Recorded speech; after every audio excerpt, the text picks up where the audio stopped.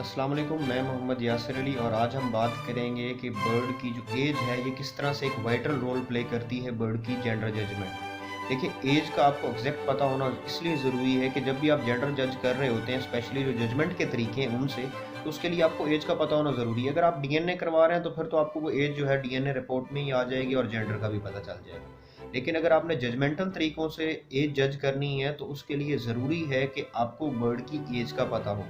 As का पता होने के लिए आपको उसका रिकॉर्ड कीपिंग ज़रूरी है, लेकिन हमारे यहाँ सबसे बड़ा प्रॉब्लम ये है कि हम लोग रिकॉर्ड कीपिंग नहीं करते। जब हम लोग रिकॉर्ड कीपिंग नहीं करते तो फिर बहुत सारे प्रॉब्लम्स होते हैं। अब देखिए, मैं आपको कुछ मिसालें दूंगा कि लव बर्ड्स हैं। लव बर्ड्स में हमेशा मोस्टली जो मोस्ट कॉमन अडॉप्टेड वे है वो जोड़ों से चेक किया जाता है, लेकिन आपको हमेशा लोग ये कहेंगे कि जी मेल के जोड़ तंग होते हैं, फीमेल के जोड़ खुले होते हैं। लेकिन प्रॉब्लम ये है कि यंग फीमेल जो है उसके जोड़ भी आपको मेल की तरह तंग लग सकते हैं, तो उसके बाद फिर आपके लिए इश्यूज होना शुरू हो जाते हैं। लेकिन हमारे यहाँ इशू ये है कि लोग ये चीज़ें नहीं बताते।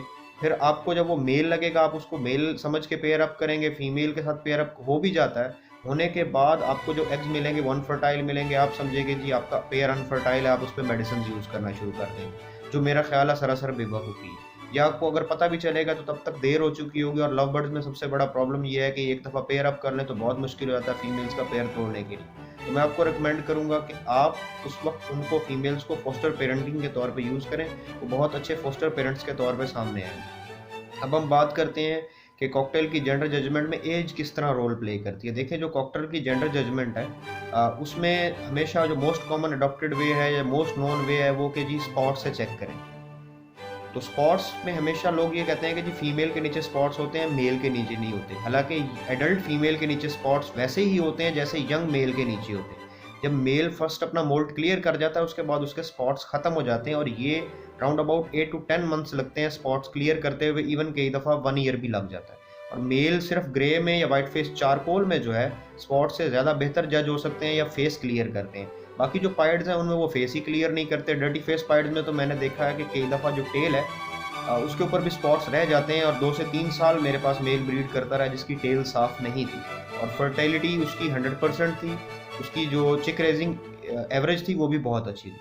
उसके अलावा अगर सपोज आपने कॉकटेल को जज करना हो उसके बिहेवियर से, तो बिहेवियर के लिए भी आपको एज का पता होना ज़रूरी है। अब प्रॉब्लम क्या है कि हम लोग मिसलीडिंग इन्फॉर्मेशन देते हैं, साल के पीस को 2 साल बना देते हैं, या इवन 4 महीने को पीस के साल से ऊपर कह के दे देते हैं। अब होता क्या है कि जब 4 महीने को पीस को आप साल का कह के देते हैं तो जितने भी तरीकों से आप जज कर रहे हैं बिहेवियर से या स्पॉट से, आपको हमेशा मिसलीडिंग इन्फॉर्मेशन मिलेगी या विजुअल साइंस, क्योंकि आपने एज मिसकोट की है। तो आपको कई दफ़ा यंग मेल जो है वो फीमेल की तरह नज़र आएंगे।